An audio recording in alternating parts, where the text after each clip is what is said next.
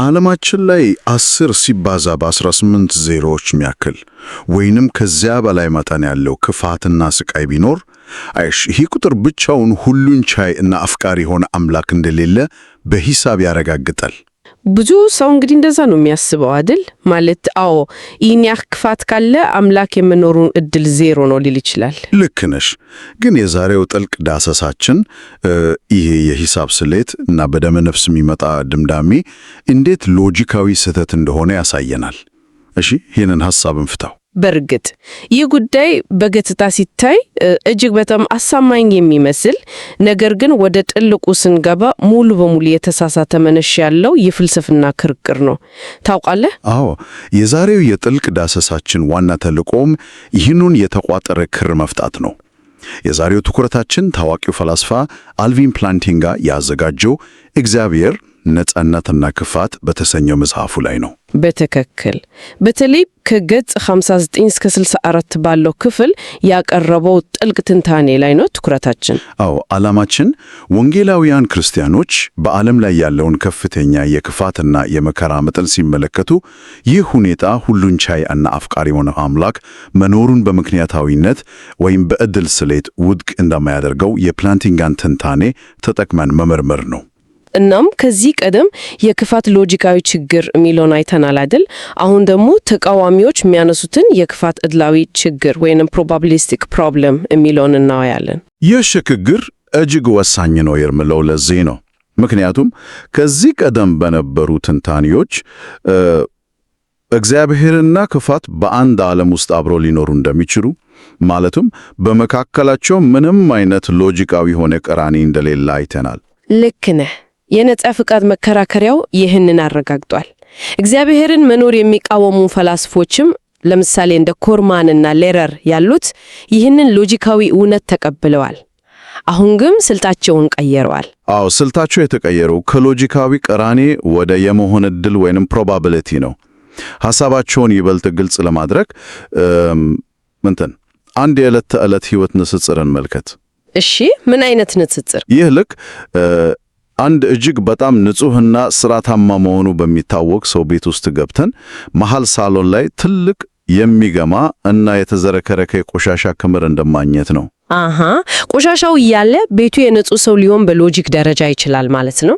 ምናልባት ያልታሰበ አደጋ አጋጥሞ ወይም ሌላ ሰው ሆን ብሎ አምጥቶት ሊሆን ይችላል አይደል? አዎ፣ ይችላል። ግን ይህን ያህል ግዙፍ ቆሻሻ እያየን ይህ ቤት የእውነት የንጹህ ሰው ቤት ነው ብሎ ማሰብ አጠራጣሪ ነው ብሎ እንደ መከራከር አይደለም። ይህ ነው እንግዲህ አዲሱ የተቃዋሚዎች ጥያቄ። አዎ፣ አጠራጣሪ ነው የሚል ነው።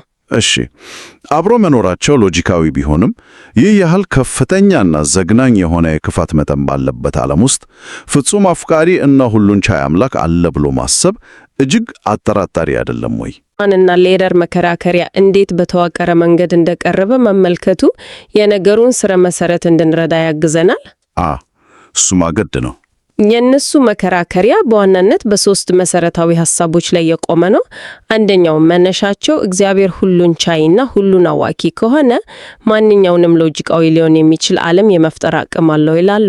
እሺ፣ ሁለተኛውስ?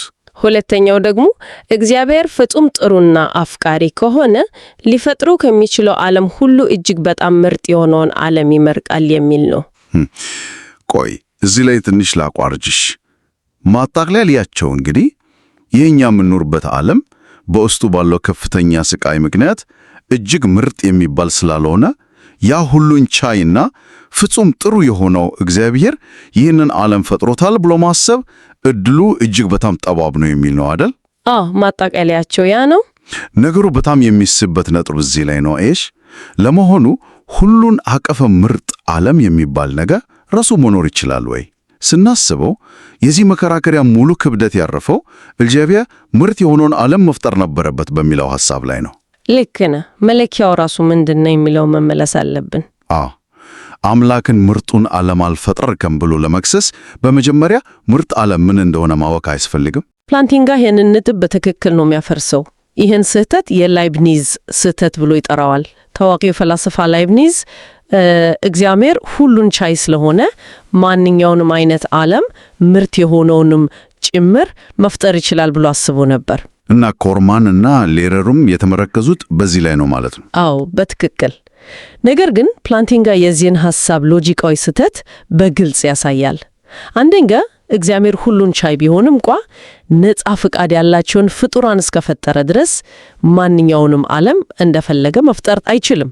ይህንም በደንብ ብናብራራው ሁሉን ቻይነት ማለት ማይቻለውን ሎጂካዊ ቅራኔ ማድረግ ማለት አይደለም አይደል? አዎ አይደለም። ማለትም እግዚአብሔር ቅቡ የሆነ ትሪያንግል መፍጠር አይችልም፣ ምክንያቱም ሎጂካዊ ቅራኔ ነው።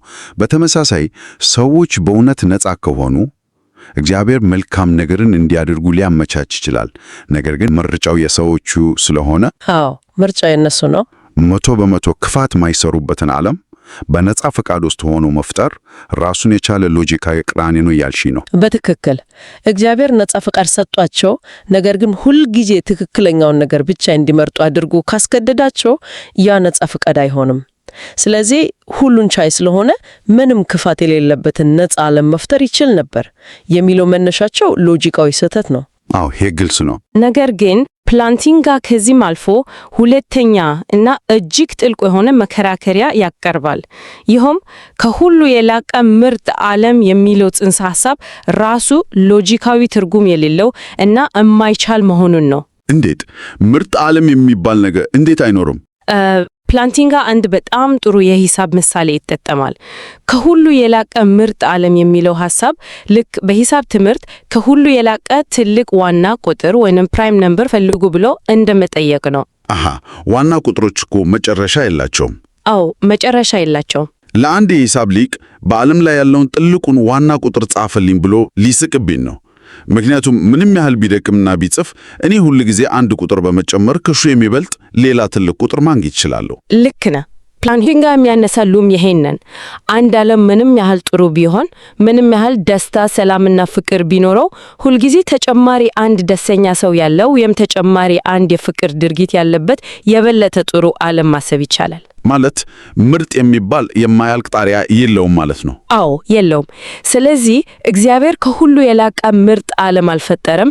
ስለዚህ እግዚአብሔር የመኖሩ እድል ጠባብ ነው ብሎ መሞገት ልክ ከሁሉ የላቀውን ትልቁን ቁጥር መጻፍ አልቻልክም፣ ስለዚህ አንተ የሂሳብ ሊቅ አይደለህም ብሎ እንደመውቀስ ያለ ሎጂካዊ ስህተት ነው። ዋው! ይሄ በጣም የሚገርም ንጽጽር ነው። አዎ ማንም ሊያደርገውም አልችለውን በባህሪው ጣሪያ የሌለውን ነገር አልተደረገም ብሎ መከራከሪያ ማቅረብ ሎጂካዊ መሰረት የለውም፣ ውሃ ያነሳም። ይህ እጅግ በጣም አስገራሚ ግንዛቤ ነው። ምርጥ ዓለም የሚለው ሐሳብ ራሱ ሎጂካዊ ሳት መሆኑን ልክ ትልቁ ዋና ቁጥር እንደሌለው ሁሉ ማለቂያ እንደሌለው ከተረዳን የተቋሚዎች የመጀመሪያ መነሻ ፈረሰ ማለት ነው። አዎ ፈርሷል። ነገር ግን ይሄ ብቻውን በቂ አይመስለኝም። ምርጥ የሚባል ዓለም ላይ ሊኖር ይችላል፣ ግን አሁን ወዳለንበት ዓለም ስንመጣ ሌላ ትልቅ ጥያቄ ይነሳል። በዓለማችን ላይ ያለው መጠን ያጣ ክፋት በእርግጥ እግዚአብሔርን መኖር አያጠራጥርም ወይ? አዎ ይሄ ትልቅ ጥያቄ ነው። ፕላንቲንጋ በዚህ መጽሐፉ ላይ ክፋትን ለመለካት የተጠቀመበት አንድ ፈጠራዊ የሆነ መለኪያ አለ። ተርፕስ ብሎ ይጠራዋል። እስቲ እናስብ። በዓለማችን ላይ 10 ሲባዛ 18 ዜሮዎች ያሉት ማለትም 10 to the power of 18 ተርፕስ መጠን ያለው ክፋት አለ ብንል፣ ይህ ቁጥር እጅግ ግዙፍ ነው። ይህን ያህል ከፍተኛ የክፋት መጠን ዕድላዊ በሆነ መንገድ የእግዚአብሔርን መኖር እንዴት ነው የማይገዳድረው? ይህንን ለመመለስ የማረጋገጥ እና ማፍረስ የዕድል ሕግ እንዴት እንደሚሰራ መረዳት አለብን። የዕድል ስሌት የሚሰራው ባለን አጠቃላይ መረጃ ወይም ዳራ ላይ ተመስርቶ ነው። እሺ፣ የተቃዋሚዎች ስህተት ይህን 20 ሲባዛ 18 ዜሮዎች ያለውን የክፋት መጠን ነጥሎ ወስደው ይሄ ክፋት እግዚአብሔርን መኖር ያፈርሰዋል ማለታቸው ነው። ነገር ግን ፕላንቲንጋ በሰፊው የሞራል ክፋት የሚለውን ጽንሰ ሐሳብ ሲያመጣ ስሌቱ ሙሉ በሙሉ ይቀየራል። የሞራል ክፋት ስንል ሰዎች በነጻ ፈቃዳቸው የሚያደርጉትን ክፋት መሆኑ ግልጽ ነው። ሰረቁ፣ ገደሉ፣ ዋሹ፣ ይህ ሁሉ የሰው ልጅ የነጻ ፈቃድ ውጤት ነው። በትክክል። ግን እንደ የመሬት መንቀጥቀጥ፣ ጎርፍ፣ አውሎ ነፋስ ወይም በሽታ ያሉ የተፈጥሮ ክፋቱስ እነዚህ በሰዎች ነጻ ፈቃድ የሚመጡ አይደሉም። ኮርማንና ሌረር የሚያነሱት ይህንን ነው። እሺ፣ የሰው ልጅ ክፋት በነጻ ፈቃድና ሰበብ፣ የተፈጥሮ ክፋትስ ነው ጥያቄያቸው። እዚህ ላይ ነው የፕላንቲንጋ ትንታኔ ከወንጌላውያን ክርስቲያኖች የነገረ መለኮት አስተምህሮ ጋር ቀጥታ የሚገናኘውና መከራከሪያውን የሚቀለብሰው። ፕላንቲንጋ የሚለው የተፈጥሮ ክፋቶች ራሳቸው ሰብአዊ ባልሆኑ ነገር ግን ነፃ ፍቃድ በተሰጣቸው መንፈሳዊ ፍጡራን ድርጊት የመጡ ሊሆኑ ይችላሉ የሚል ሎጂካዊ ማብራሪያ አቅርቧል። ቆይ አንዴ ትንሽ ፍሬን እንያስ። እሺ፣ የመሬት መንቀጥቀጥ፣ ሱናሚ እና በሽታ በአጋንንት ወይም ፕላንቲንጋድ የሚለው በሰይጣንና ግብረ አበሮቹ ምክንያት ነው የሚመጣው ያልሽ ነው? አዎ እንደዛ ነው የሚለው። ግን ዘመናዊ ሳይንስ የቴክቶኒክ ፕሌቶችን እንቅስቃሴ፣ የቫይረሶችን መባዛት በሚገባ እያብራራ ይህንን የተፈጥሮ አደጋ የመንፈሳዊ ፍጡራን የነጻ ፍቃድ ውጤት ነው የሚለውን ሐሳብ ማቅረብ ከእውነታው የራቀ እንዲያውም ትንሽ ዘመን ያለፈበት አስተሳሰብ አይሆንም? ፕላንቲንጋ በእውነት ይህን አምኖ ነው? አየህ፣ ይህ በጣም ተገቢ ጥያቄና አብዛኛው ሰው የሚሰናከልበት ነጥብ ነው። ግን እዚህ ላይ የፕላንቲንጋን መከራከሪያ እና የፍልስፍናን ሕግጋት በትክክል መረዳት አለብን። ፕላንቲንጋ ሳይንስን የካደ አይደለም። የቴክቶኒክ ፕሌቶች መንቀሳቀስ የመሬት መንቀጥቀጥ እንደሚያመጣ አይከድም። ታዲያ እንዴት ነው አጋንንት ያመጡታል የሚለው? እዚህ እየተነጋገርን ያለነው ስለ ዕድላዊ ስሌት እና ስለ ሎጂካዊ አቅም ነው። ተቃዋሚዎች ይህ የተፈጥሮ ክፋት እግዚአብሔር አለመኖሩን ያረጋግጣል ለማለት አንድ ማረጋገጥ ያለባቸው ነገር አለ። ይህም የቴክቶኒክ ፕሌቶቹ እንዲንቀሳቀሱ ያደረገው ከጀርባ ያለ ነጻ ፈቃድ ያለው መንፈሳዊ ኃይል ሊሆን አይችልም ብሎ 100% ማረጋገጥ አለባቸው። ማለትም ሳይንስ የነገሮቹን ሂደት እንዴት እንደሚፈጠሩ ሊያብራራ ይችላል። ነገር ግን ከጀርባው ማን እንዳለ ወይም ለምን እንደተፈጠሩ በፍልስፍና ደረጃ ማረጋገጥም ሆነ ውድቅ ማድረግ አይችልም እያልሽ ነው? በትክክል። ሳይንስ የአንድን በሽታ ተፈጥሯዊ መንስኤ ሊያብራራ ይችላል። ነገር ግን ያ ተፈጥሯዊ መንስኤ በመጨረሻው ደረጃ በነጻ ፍቃድ በተሰጠው መንፈሳዊ ፍጡር አማካኝነት የመጣ እንዳልሆነ በሎጂክ ሊያረጋግጥ አይችልም። አዎ፣ ይህ በጣም ሎጂካዊ ነው። ኮርማን እና ሌረር የተፈጥሮ ክፋት ተፈጥሯዊ መንስኤ አለው፣ ስለዚህ ከጀርባው መንፈሳዊ መንስኤ የለውም ማለታቸው ትክክለኛ የሎጂክ ማረጋገጫ ሊሆን አይችልም። የፕላንቲንጋ ክርክር በእርግጥ አጋንንት ናቸው የመሬት መንቀጥቀጥ የሚያመጡት ብሎ ሳይንሳዊ ማረጋገጫ መስጠት አይደለም። ይልቅኑ መንፈሳዊ ፍጡራን በተፈጥሮ ላይ ተጽዕኖ ማሳደራቸው ሎጂካዊ ቅራኔ የሌለው ነገር እስከሆነ ድረስ የተፈጥሮ ክፋት የእግዚአብሔርን መኖር በዕድል ስሌት ውድቅ ሊያደርገው አይችልም የሚል የመከላከያ መከራከሪያ ነው። አሁን ግልጽ እየሆነልኝ መጣ። መከራከሪያው የተመሰረተው ሊሆን በሚችልበት አጋጣሚ እንጂ በተረጋገጠ ሳይንሳዊ እውነታ ላይ አይደለም። ስለዚህ ያነሳነው የ10 ሲባዛ 18 ዜሮዎች ያለው የክፋት መጠን ምንም እንኳን እጅግ ዘግናኝና ልብ የሚሰብር ቢሆንም እግዚአብሔር ይህንን የነጻ ፍቃድ ዓለም ሲፈጥር የላከ የሞራል ዓላማ አለው የሚለውን የክርስትና መነሻ ሐሳብ በዕድል ስሌት ሊያፈርሰው አይችልም ማለት ነው። አዎ፣ አያፈርሰውም። ክፋት መኖሩ እግዚአብሔር ነጻ ፍቃድ ላላቸው ፍጡራን የሰጠውን ዋጋ ያሳያል እንጂ የእግዚአብሔርን መኖር ተቃራኒ ሆኖ አይቆምም። ልክ ነህ። ፕላንቲንጋ በገጽ 64 አካባቢ ይህንን ሲያጠቃልል የተቋማዊዎች የዕድል ስሌት ወይንም probabilistic argument ሙሉ በሙሉ እንደከሸፈ ያሳያል። ምክንያቱም እኛ ሰዎች ያለን አእምሮ እና መረጃ እጅግ ውስን ነው። እግዚአብሔር ከዚህ ሁሉ ክፋት ጀርባ ያለውን የረጅም ጊዜ የሞራል ዓላማ ሙሉ በሙሉ መረዳት አንችልም። ልክ እንደ ነጻ ፍቃድን ማክበር፣ በክርስቶስ በኩል የሚመጣውን መበጀት ወዘተ ማለቴ ነው። የፍልስፍና እና የሎጂክ ጉዞ እጅግ የሚያረካ ነው። የሂሳብና የዕድል ስሌቶችን ተጠቅመን ትሮፒስ የሚለውን መለኪያ አይተን ዋና ቁጥሮችን አነጻጽረን ክፋት የእግዚአብሔርን መኖር ሎጂካዊ በሆነ መንገድ እንደማያፈርስ አረጋገጥን። አእምሮአችን አረፈ። አዎ፣ አእምሮ ያርፋል። ነገር ግን እውነተኛ ስቃይ ውስጥ ላለ ሰው ይህ ሎጂክ ምን ትርጉም አለው? ይህንን ጥያቄ ሳነሳ እውነተኛ የሰውን ልጅ ስሜት አስቤ ነው። አንድ ሰው በጠና ሲታመም፣ የሚወደውን ሰው በድንገተኛ አደጋ ሲያጣ፣ ወይም በከፍተኛ የህይወት ፈተና ውስጥ ያለቀሰ ሲያልፍ ሄደን አይዞህ የክፋት መጠንና የእግዚአብሔር መኖር ሎጂካዊ ግጭት የላቸውም ብንለው እንዴት ይታያል? አይ በጣም ይከብዳል። ፕላንቲንጋ እንደሚለው የትርፍስ መጠኑ አያሰጋም፣ ዋና ቁጥሮች ታዲያ የላቸውም ብንለው ይህ ሰው አይቆጣንም። ይህ መፍትሄ ይሆናል ወይ? እውነቱን ለመናገር ይህ አይነቱ ምላሽ በጣም ቀዝቃዛ እና ከእውነተኛው የሰው ልጅ ስሜት ጋር ማሄድ ሆኖ ነው የሚሰማኝ። እኔም እስማማለሁ። ይህ እጅግ በጣም ጥልቅ እና ትክክለኛ ስሜት ነው። እናም ፕላንቲንጋ ራሱ እንደ ፈላሰፋ ብቻ ሳይሆን እንደ አማኝ ክርስቲያን በመጽሐፉ ማጠቃለያ ላይ ይህንን ክፍተት በሚገባ ይመለሰዋል። እንዴት ነው የሚመለሰው? ፕላንቲንጋ የክፋት ችግር ሁለት የተለያዩ ገጽታዎችን እንዳለው ያስረዳ።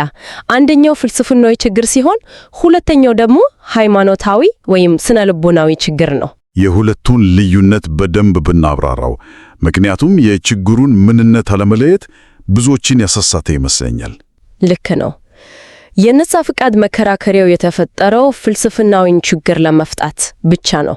ማለትም ተቃዋሚዎች የክርስቲያኖች እምነት ሎጂካዊ ቅራኔ ያለው እግዚአብሔርና ክፋት አብረው አይሄዱም ሲሉ፣ አይ ቅራኔ የለውም ሎጂኩ ይሄ ነው ብሎ የአእምሮን ጥያቄ ለመመለስ እና ክርስትናን ከምክንያታዊ ጥቃት ለመከላከል ነው። ያንም በሚገባ አድርጓል። እሺ፣ ሁለተኛውስ? ነገር ግን ክርስቲያኖች በግል ሕይወታቸው ጥልቅ ስቃይ ሲገጥማቸው፣ በበሽታ ሲሰቃዩ፣ ተስፋ ሲቆርጡ እና አንዳንድ ጊዜ አምላኬ ለምን ተዋሕከኝ እስከ ማለት ሲደርሱ ያ ሃይማኖታዊ እና ስነ ልቦናዊ ችግር ነው። በዚያ የጨለማ ቅጽበት ለሚያስፈልግ ሰው የፕላንቲንጋ የዕድል ስሌት ወይም የሌብሊዝ ስህተት ትንታኔ አይደለም። ታዲያ ምንድን ነው የሚያስፈልገው? የሚያስፈልጋቸው ጥልቅ የሆነ የቤተ ክርስቲያን የእረኝነት እንክብካቤ፣ እውነተኛ ማጽናናትና ፍቅር ነው። ይህ አባባል ልብን የሚነካ ነው። ማለትም ፈላስፋው ስራውን ሰርቶ አእምሮን ከጥርጣሬ ጥቃት ሲጠብቅ ያ ብቻውን በቂ አይደለም። ቀሪው ሥራ የነገረ መለኮት ምሁራን ሳይሆን የእረኞች የአማኞች ኅብረት እና የቤተ ክርስቲያን የሥራ ድርሻ ነው ማለት ነው። በትክክል አንድ ሰው ሲያለቅስ አብሮ ማለቀስ፣ ማጽናናት፣ ማቀፍ እና የእግዚአብሔርን ፍቅር በቲዮሪ ሳይሆን በተግባር ማሳየት። ሎጂክ ለጭንቅላት ነው፣ እንክባከቤ ግን ለልብ ነው። በትክክል አገኘሁ። ፍልስፍና የሰውን እንባ ሊያብስ አይችልም።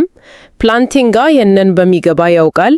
የሱ ሥራ ክርስትና ሎጂካዊ እንዳልሆነ የሚሰነዘረውን የአእምሮ ጥቃት መከላከል ነበር። እንደ ጋሻ ማለት ነው።